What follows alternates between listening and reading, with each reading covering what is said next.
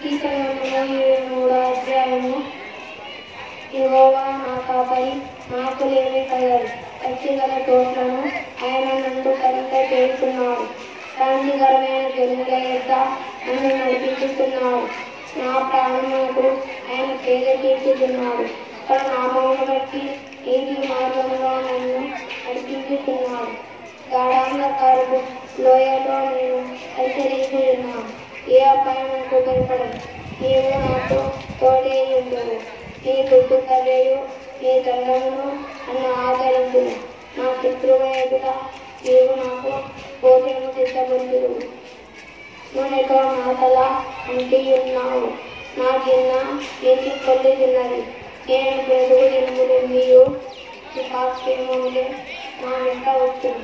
దుర్కారము యెహోవా మందిరములో నేను నివాసము చేయుదును.